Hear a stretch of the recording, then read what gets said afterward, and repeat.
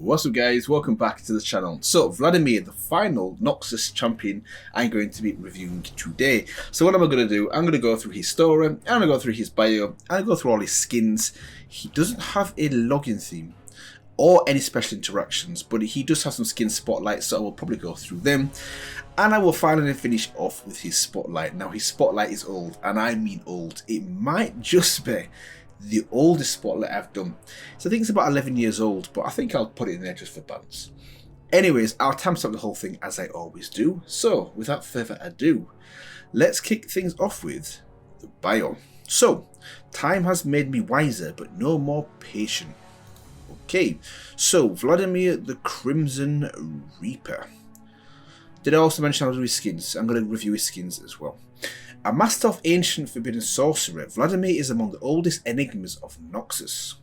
He was present at the dawn of the Empire and has since woven his influence deep into its foundations. That sounds very similar to LeBlanc and the Pale Woman. I wonder if he's older, but he remembers little of those days. His mind is mortal, and so most of his unnaturally extended life endures not in his memory, but in his chronicles. History has lost track of Vladimir on many occasions, though its pages are littered with figures suspected of being him, once again very similar to LeBlanc.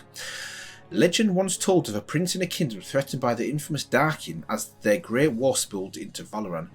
With his father's crown at stake and many more heirs ahead of him in the line of succession, the unfortunate youth was traded for the fallen god warriors as a hostage.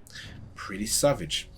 Mortals were little more than cattle under the tyranny of the Darkin, their supremacy apparent in their sorceries they had conceived, the arts of crafting flesh and transmuting blood, granting them mastery over life itself. So we can see where Vladimir is going to get his skills from.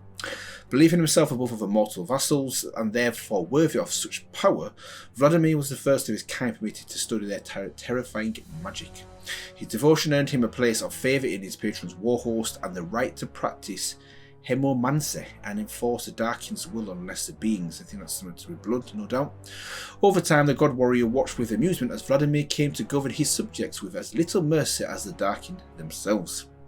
The fall of these cruel tyrants is, likewise, the stuff of legend. An account of it, written by the dead High Shuriman language, is kept hidden within the immortal bastion. It speculates that Vladimir's masters was not imprisoned like so many of his kin, but instead died at the hands of his own warhost. The few surviving mortals fled, taking what knowledge they had of blood magic with them. Unknown to all but Vladimir himself, it was he who struck the killing blow. Scared, blinded, driven mad by the radiance of a Darkin's undoing, he absorbed enough power to renew flesh that was never meant to last beyond a mortal lifespan. Okay, so we get to find out a little bit about how he lived so long, and he has done this countless times since, through rituals too vile to speak of. At the height of Mordekaiser's dark reign, it was said that a mythic of bloodthirsty fiend hunted the coastal cliffs of eastern Valoran, demanding young lives and savage worship from the local tribes. Few were welcome in his lair until the day a pale sorceress, there we go, approached this barbarian god with an offer. The two feasted together as equals, weaving magic so dark that the wine at the table turned sour and the roses withered, vibrant red turning to black. Hence the name the Black Rose. So it looks like LeBlanc and Vladimir are working together. Thus began the pact between Vladimir and LeBlanc, rife with disputes and games of politics and war. Over the centuries, others joined them, powerful nobles, exalted masters of magic and beings darker still.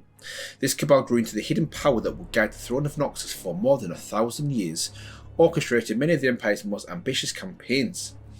Uniquely among the leaders of the Black Rose, Vladimir had rarely limited himself to scheming in the shadows.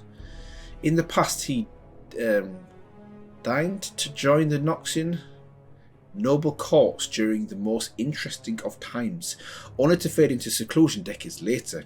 His extreme age and the atrocities his sorcery could wreak are well kept secret.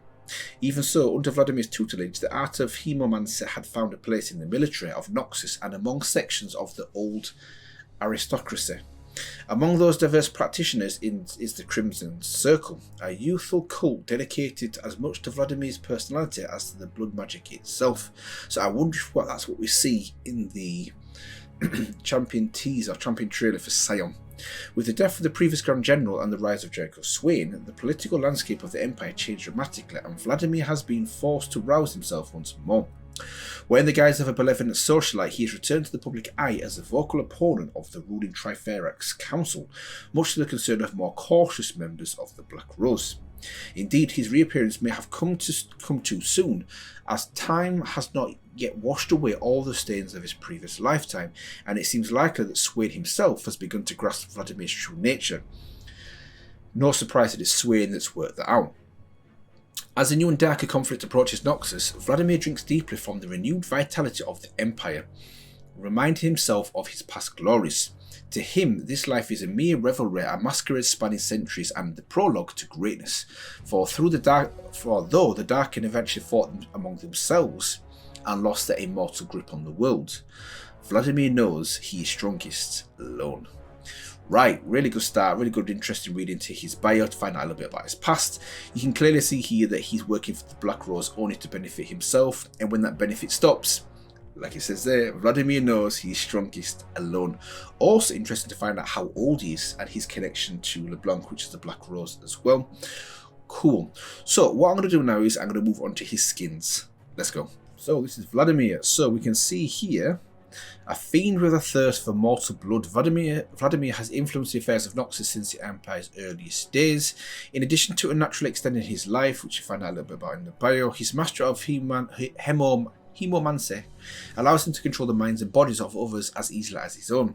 In the flamboyant salons of Noxan aristocracy, this has enabled him to build a fanatical cult of personality around him, while in the lowest back alleys it allows him to bleed his enemies dry. So this is the base skin, like it. You can clearly see obviously the inspiration in terms of Count Dracula, with the orb of blood just chilling there in front of him as well. Cool. So let's look at the next skin. Okay. So Marquise Vladimir, like it. At the last ball he attended, Vladimir stole everyone's heart. I'm sure a bit more than just the heart. Strangely enough, no one has ever heard or seen those attendees since. This is the example of that there. Yeah. Next up we have Blood Lord Vladimir. Wow. Former leader of a bloodstone cult, Vladimir took part in a ritual that sacrificed his humanity, along with the blood of several victims, to transform the once floppish noble into a terror. Into a terror of the night, to satiate his sanguine cravings. He stalks the urban labyrinth in search of hapless prey. Nice. Yeah, it was good. Next one, Soul Stealer. Wow, this is looking a little bit like World of Warcraft actually. Soul Stealer there. No actual lore on that one, but cool. Then we have Academy. So we saw the Academy skin for Darius a few weeks back. You can see there's Ari, there's Vladimir in the centre, and at the end is Echo.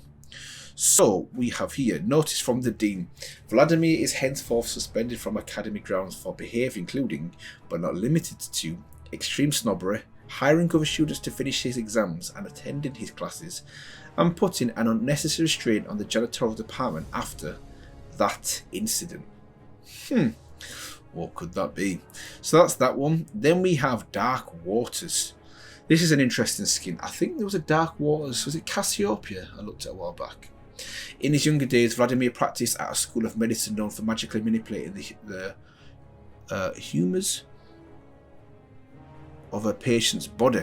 Turns out in Bilgewater, I knew it was Bilgewater. Turns out in Bilgewater there's more coin to be made killing than saving. And now he's found himself in a much more lucrative, if not messier, line of work. So that is Dark Waters. Okay. Then we have Nightbringer. Okay, feeling Nightbringer, the chaotic king of the night. Vladimir exists as a personification of unnecessary and uncertainty, and revelry. He thrives in the unknown shadows, feeding on the life essence and darkness found in mortal hearts. Yeah, I really like this one. This is one of his newer skins. It's very similar to there's a Nightbringer Yasuo, I think, as well. And I believe the Dawnbringer is the equivalent opposite, if you know what I mean. But no, I'm really feeling that one. Probably my favourite so far. Wow. Okay, Cosmic Devour Vladimir. So we've got Cosmic and we've got Dark Cosmic. let me read this first. Pompous, arrogant, and isolated from his cosmic brethren, Vladimir drinks the essence from dead worlds to infuse dying ones with life. Yet as of late, his hunger has begun to grow. Yeah, I like this because there's a little bit of a twist on the original cosmic skin. I like you've got the red aspect to it as well. You can see the red in his eye, in his hand behind him as well. And I just love the scale of all cosmic and dark cosmic skins as well. So I think that is going to be... Oh, no, it's not. We have Count. Of course, there had to be a Count. Look at that. So we have, once upon a time, in the heart of a dark and gloomy castle, there lived an entirely youthful Count who the people greatly feared. Every night a terrible red mist would seep into the villages and some poor soul would vanish without a trace. Another life lost to Vladimir's growing appetites. You have to have a Count, obviously, and this is that one. This is really good. Similar to the one above, in a way as well. This one, what the hell? What the heck is that? Look, the guy is a film buff, so what? Hemomancers can like things too. So, this is basically Vladimir. If he didn't get the, if he didn't steal the youth from people, this is probably how he looks. Because he's old, and the guy looks old. So, okay, that's that one. And then the final one we have here is Vandal, looking like a little bit of Mad Max actually. Do you know what? In a way, Vandal Vladimir, it looks a little bit like Ezreal, like a buff version of Ezreal. Leader of the notorious Vandals, Vladimir's exposure to residual radiation has given him control over the blood of living organisms. If he wanted to, he could cure every creature in the wasteland of disease. Instead, he rides around with his crew ransacking settlements. Priorities. The guy's got priorities. So the guy has the power to heal everyone. No, I'm just going to be, you know, Sons of Anarchy, basically, with blood in my hand. And the cape. Obviously, the red cape as well. Love it. So that's Vandal. Is that the last? That is, yep, that is the last one. So if I had to give you my favourite one, ooh, this is tough. This one. Cosmic Devourer Vladimir is my favourite one. I really feel the Cosmic and the Dark Cosmic skins, and this one is a twist on that as well. If anything, even better. So that would be my number one. Number two would probably be Nightbringer. Nightbringer would be my number two. And number three, there's some good ones. I mean, the Academy is good. Dark Waters looks pretty good. This is good. A lot of them are pretty good, but I'm going to have to go a bit out there now and go for this one. This Count. This one is my third favourite, simply because it ties in my opinion, the best with his personality and his bio so far as well. So that would be my number three. So he doesn't have a login theme, doesn't have any special interactions. So what I'm going to do now is I'm going to move on to his story. Let's go. So this is his story alone, but before I go into that, there's something down here. So this is Roots of Ruin. Now this is what we went through with when I covered Viego. But what's interesting here, I like you can see the link obviously between Viego, his missus, Gwen, and all the rest of the crew as well. Callista, you can see obviously the betrayer, Hecarim, her lover Ledros, got Thresh and Yorick. Vladimir's on his own down here. So let's quickly go through this and see what it's got to say about Vladimir before we move on to the story. So it says here, a prince of ancient Camavor, he was taken as a hostage in the Great Darkin War, which I found about in the bio. He learned the forbidden art of Hemomancy and gained unnatural extended life. According to legend, Vladimir once tried to contact his distant nephew, Viego, but the letter went unanswered. Okay, so now we've read that, let's go back and go through the story, which is Alone. Okay, so, a great picture. Look at that. What I like about this so far is, you can see everyone here, look at everyone here, he's just running up, putting hands up, and he's just doing his own thing, innit? Vladimir. Okay, so, Alone. Here we go. Livia had nearly found sleep when light appeared. The first night of the orphanage carried strange emotions from her, unfamiliar yet close to a past that she had once held. Life had taken trust from Livia, like it had taken everything else, because she's obviously an orphan, so probably her parents have died. But habits of survival waned here, their edges dulled by the safety of a roof overhead. Her cot, though narrow and thin, was still far removed from the old cobblestones of the capital. Sleep beckoned, warmed and enveloping, tenderly lowering her eyelids with the promise of true rest. Then the door opened. Wait, child, Livia recognised the voice of, let's say Cain. I'm going to call it Cain. The headmistress come. Afraid to lose what respite she had found from the streets, Livia obeyed and sat up. Her legs swung over the side to land on the cold floor, and she walked into the light of the home. Blinking, Livia took her place alongside the other children. All of them, ranging from 8 to 10 summers, had arrived there today, freshly collected from the streets of Noxus. Do you know what? They're gonna die out there. I've got a sneaky feeling this clearly ties around Vladimir. We found out that Vladimir needs to, in essence, suck the life force out of youth to stay young. These are orphans, so they're not going to be missed, and they're clearly viewed as second-class citizens. Some of them are going to die. A pair of brothers. That's my hunch. 3 scrawny urchin boys who clutched each other's hands in grubby unity and Livia. Both groups shuffled away from her, retreating to the familiar. I know the hour is late, said Cain. I'm going to say Kane. I'm calling it Kane, whatever. As she walked down the line of little faces. But there are many demands upon the time of our patron, who's got to be Vladimir. Still, he wishes to welcome the newly arrived. There is something within Kane's words that Livia could not place. It is an honour. Really? It was then that the children noticed him with a start, as though he had appeared out of thin air. Tall, slender, clad in a wealth Lydia had never known. The patron approached them. Kane demurred into the background, her expression impassible. Slowly the man walked from orphan to orphan, his pale eyes casting them in an odd scrutiny. He passed the brothers without a thought. Livia felt her pulse quicken as he paused, the eyes falling upon her, and felt it slow again as he continued on. The trio of urchins bunched together, defending the others, and the patron barely spared them a glance. Her, the man said to Kane, his voice low, silken. Uh-oh, don't tell me she's going to die. Kane's arm was on her shoulder now, leading her to another room. It was empty, but for a single chair. Uh-oh. No harm will come to you, Kane said, and attempted to dispel Livia's fear. It is an honour, she repeated, closing the door behind her. Livia crossed to the chair and sat in it. She watched the door intently, the sole means of entry into the room, only to notice a moment later the shadowy stretching out from behind her. That's Vladimir, the patron. Please, he said, raising his hand as she bolted to her feet. Livia did her best to contain her fear, to remember what Kane had told her. Think I'm here to hurt you? He questioned, his voice languid, accent cultured. Livia shook her head, but it was far from convincing. He feigned puzzlement, laughing softly. My dear, has life not done enough? He circled around in front of her. No, my child, I am here to hear about your life, and what has brought you here. He gestured kindly to the chair and slowly Livia took her seat. I am from Drakan, she began. Yes, he nodded, urging that she continue. War took Papa, said Livia, trying to keep her voice level, to betray no weakness. So we came to the city. Mama went out to find work, but after 4 days we stopped waiting for her to come back. It was just my sister Vera and I. I kept her safe. She fought her voice, but it faltered. Then Vera took sick. I couldn't protect her, and then I was alone, he said softly. Livia's chest swelled as a tide of pain, of loss, alone, she repeated, and a tear struck her cheek. There, he breathed. She recoiled as he reached towards her. Close your eyes, he said, with his voice hypnotic.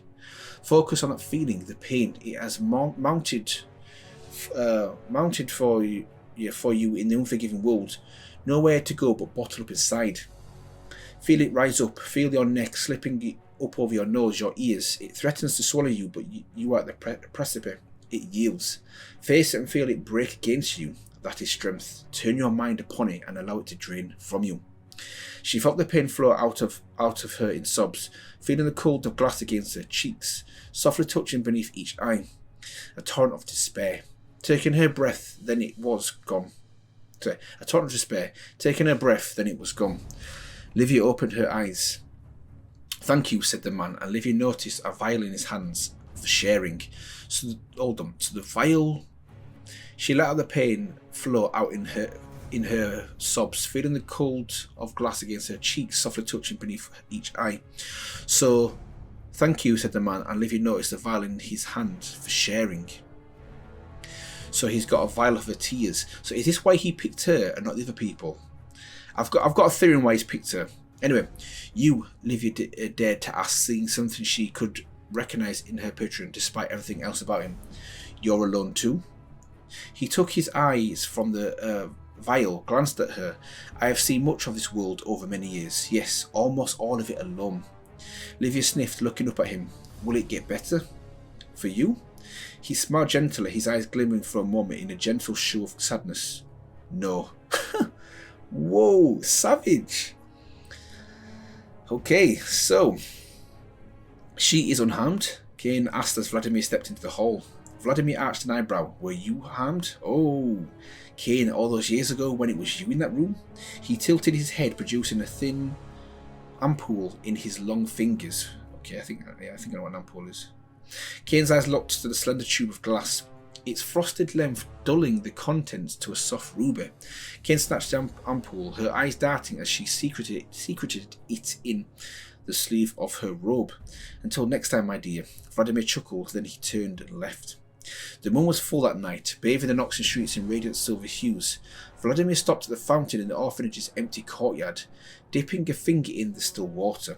Wells of crimson bloomed from his touch, rushing across the shallow pool until it was in a depthless scarlet, a depthless claret. Stepping briskly up to the lip of the fountain, Vladimir dropped into it without sound or splash. So that is definitely not this. This is another version. Okay. So interesting there, the girl's not dead. He's obviously taken her tears or something. Vladimir rose from another pool within the dark halls of his manor. Emerging dry, it was as if though he had never touched the liquid. A chill wound through the yawning cavern of shadows and stone arches, brushing over shuttered windows and priceless artworks collected over thousands of lifetimes. His step was light across thick rugs, barely disturbing the layers of dust that caked them as he ascended the staircase. For a moment his thoughts lingered on the child, Livia. Doubtless tonight had been a strange experience, but he had seen enough mortals to know that this night would not define her life. She would live, and then die, like all the other little sparks around him. Her name, her face, their interaction would slip away from him as they always did, to where he wondered if they ever existed at all. So obviously we found out a little bit about that in the bio. People, the creatures surrounding Vladimir, yet stood upon the opposition side of the impossible gulf, tantalizing and impermanent. A thin crooked smile came to him. He was melancholy tonight. He rolled a vial of tears in his fingers. The studio beckoned, so he's taken her tears, not her blood, and he'd taken 2 vials for sharing. So he give it to the... Okay, so I wonder if... Okay, hold on. The studio beckoned. Moulding thoughts aside, all of the countless mortal lives he encountered, there were a select few Vladimir refused to forget. And so he laboured to do what his mind could not, to remember them. These brief moments their lives touched what felt like an eternity ago. In this case it was less than a millennium, the memories springing suddenly into his mind despite the vast time since they last met. For this one he chose pain. So he can't remember him, so he paints him. Like any classical vampire. It was nearly finished. A work must would not find out a place alongside the master works adorning his lonely walls. He had certainly had the years to hone a craft. All the details were done. The gentle tumble of auburn hair, the tan skin, features that alone were commonplace, but combined affected a demanding regal aura. The expression, unthinkable loss. It was all there save the whites of his eyes. Vladimir opened the vial, tipping it into the pot. The innocent tears mingled with the paint, and with a touch of his brush came alive when laid upon the canvas. Nothing else in all his travels could match the splendour it wrought. What was his name? He found he could not remember. The absence stabbed at him, a name gone, but at least the face preserved. The whites of his eyes would keep his memory here. Like a lonesome soul, he sought more out from beyond. Vladimir mused with a smile, more melancholy but fitting perhaps. After all, there is nothing in the world as beautiful as sadness. Wow. Okay, that's a bit grim. There's a couple of actual ideas I've got with this one as well, but before getting to them, how dark is that? After all, there's nothing in the world as beautiful as sadness. And let me get this straight, because obviously he's so old and he forgets people, he paints them, okay? He uses the tears of young children as the final touching piece on the painting to remind him of the people that he's killed, in essence. Ooh, okay, and the person that I'm calling, where's this person here? Kane. The person I'm calling Kane, this woman here, she wants the tears as well. So maybe she's infected by Vladimir, and she has the same, maybe not necessarily the same abilities, but to some extent the same powers as Vladimir as well, and she wants that so she can remember as well. Or maybe it's LeBlanc, maybe it's the Pale Woman. Who knows? But also, I think he picked Livia. It mentioned here. Let me find out the people.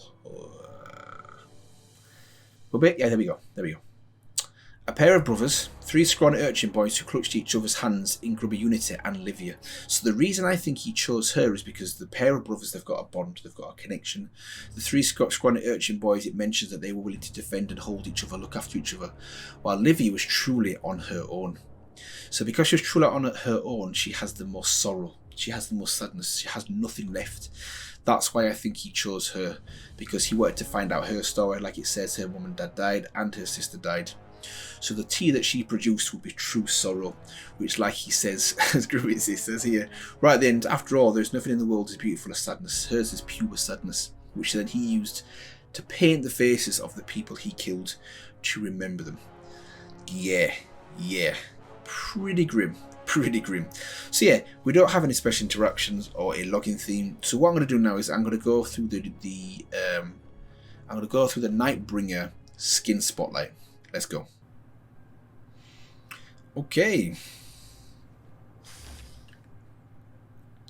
Pretty cool. I like the shadow there as well. That's nice.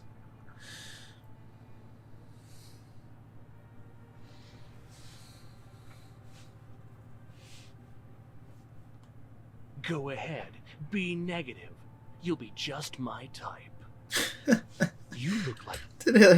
Go ahead, be negative. You will be just my type.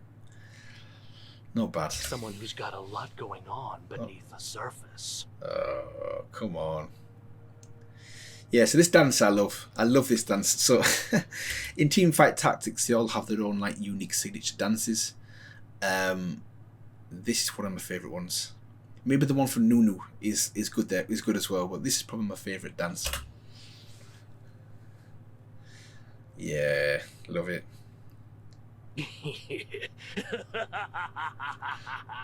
Okay, super villain laugh. Let's check out the recall. Nice. Okay. Love it. Yeah, it's a great recall. I love a warrior with heart, never a stale moment. Ooh. Oh, nice. I like the Q. That's a nice Q. And did you notice as well, when he obviously uses it and the blood comes out from her, there's also a silhouette for like half a second of her shape before it bursts into these 3 separate like vials of blood. Nice. Check this out. If he does it again. See that? Yeah. I'm not sure if that's on the original. It might be on the original, but I've not noticed that before. Yeah, I like it. Okay. Okay, not bad. Not bad. The guy's just laughing as he runs off. Okay, I like that. That's a nice animation. Okay. And his ultimate. Yes, I guess it's okay. Not really much you can do with it.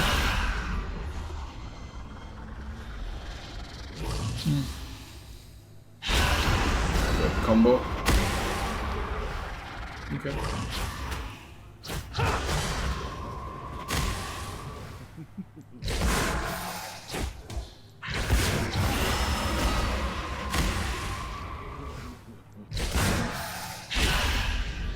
Yeah. Yeah, favourite's gonna be his Q. Yeah, it looks good. I'm a universal recipient. Universal recipient. Is this auto?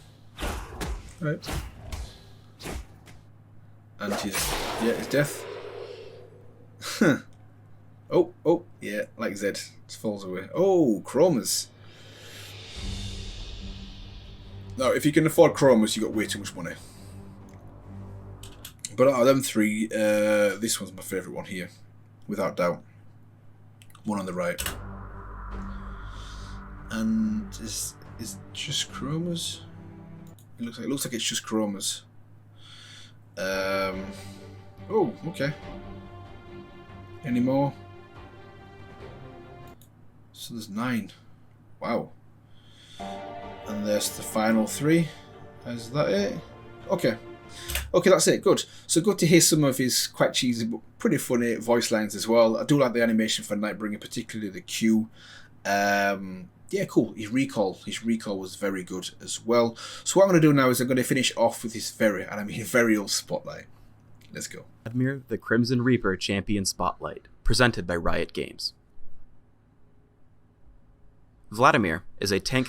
I love that he's still got his little dance off. Love it. Caster hybrid who uses health to cast his various spells. His passive gives him health for buying ability power, and gives him ability power for buying health. His first ability is Transfusion. It's a direct single target nuke, which heals him for 1/4 of the damage. Okay. Second is Sanguine Pool. Vladimir dissolves into liquid, slowing and damaging enemies he floats under. He heals himself for 15% of the damage dealt, dodges any projectiles thrown at him, and removes all enemy minion aggro. Tides of Blood is his third spell. It deals damage to nearby enemies and gives Vladimir bonus healing and regeneration. If he casts the spell quickly in sequence, it increases the damage, health cost, and healing gain. So his third ability is kind of similar. The first two are almost identical. The third is kind of similar to what he is now. Okay. Vladimir's ultimate is Hemoplague. Afflicted enemies take bonus damage from all sources for... The actual animation is identical. It's actually identical to what it was 11 years ago as well. 5 seconds, and take significant damage afterwards. My rune page holds magic penetration, health per level, cooldown reduction, and flat health. My masteries are 9-0-21, taking magic penetration in offense, and all the non-mana masteries in utility. Ignite and Ghost allow me to chase down and kill enemies, as well as run away using Sanguine Pool. It actually looks more complicated there than it does now. Wait. Vladimir excels in controlling a lane. Look at the graphics. At level 6 or 7, you can start wearing down your opponent. At 500 health, Sivir will die to Tides of Blood, Hemoplague, and Transfusion, even though I have nothing but a Doran's Shield and runes for bonus damage. Oh. Okay. Sanguine Pool makes for a great escape spell. Gragas, Garen, and Sivir all try to kill me. However, I make a point to drop into the pool before Garen can silence me, and as you see here, while I'm dissolved, Gragas' ultimate does not touch me. Spirit Visage is my first major item. A good standard spell combo is Transfusion and Tides of Blood, followed immediately by I love the comments. Help, dragon, now. Meh. Sanguine Pool. Once I become human again, my 2 main spells are already refreshed and ready for cast. The invulnerability from the turret also makes diving a breeze. While pushing top, the opposing Vladimir attempts to defend the turret. I initiate and then drop turret aggro with Sanguine Pool. As I come out, my basic spell combo of Transfusion and Tides of Blood picks up the kill. However, I've been severely hurt, and Garen comes in for the gank. I preemptively pool to dodge his silence. While he attacks me afterwards, the delay has caused him to take significant damage from Gangplank and minions. When he returns... Did you see how quick... Let me go back to that. See how quick... Look how quick Garen's spinning sword is. Severely hurt, and Garen comes in for the gank. I preemptively pool to dodge his silence. While he attacks me afterwards, the delay has caused him to take significant damage from Gangplank and minions. When he returns, I'm once again able to dodge Decisive Strike using Sanguine Pool. Poor lads. This time he's so heavily injured that after Transfusion, he dies to Gangplank's passive, Grog-Soaked Blade. Vladimir really shines in team fights. With 4 of them grouped up, I open with Tides of Blood, Hemoplague, and then Sanguine Pool. As I return to form, Transfusion and Tides of Blood help us kill Gragas and Scion. Garen attempts to silence me to save Vladimir, but Sanguine Pool wins the day. Got him. Riley's Crystal Scepter is the next important buy. My extreme damage output allows me to chop up Sivir very quickly. Then, as Vladimir attempts to escape, the slow from Rylays on top of Transfusion allows the rest of my team to catch up. I pick up Randuin's Omen to give me significant health regeneration, and to cap out my cooldown reduction. In the large fight at top, I spam my normal spells until my team is ready to fight. Then, using Hemoplague on top of Cannon Barrage and Soul Shackles gives us an easy victory. As I take turret aggro, I use Sanguine Pool to dodge Scion's Cryptic Gaze just before it hits me, which allows me to escape the turret. We start another fight as the push continues. Again, I hold off on Hemoplague until my team has baited them into a compact formation for Morgana and Gangplank's ultimates. In the resulting carnage, we mop up all 4 of the enemy champions with almost no danger to ourselves.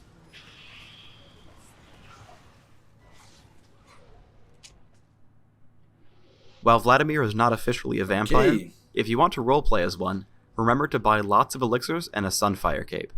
Real vampires sparkle. Thanks for tuning in to the Vladimir Champion. Okay, so I think that's probably the oldest spotlight I will ever review and watch. And it's on Vladimir. But yeah, I think that kind of sums things up nicely for Vladimir and the actual review today on him as well. Hopefully you enjoyed my thoughts, reactions, everything relating to Vladimir, particularly his story, his bio, and his skins as well. And if you did, feel free to let me know. Feel free to like, comment, and maybe also subscribe for more content like this. He is the last champion from Noxus, so I will be moving on to Zaun next. That will be the next region. Before I do that though, I'm going to go through the Legends of Runeterra special interactions, and then a region review of Zaun as well. So if you're interested in any of them, keep your eyes posted on the channel for them to drop shortly. Anyways, I will see you guys in the next one.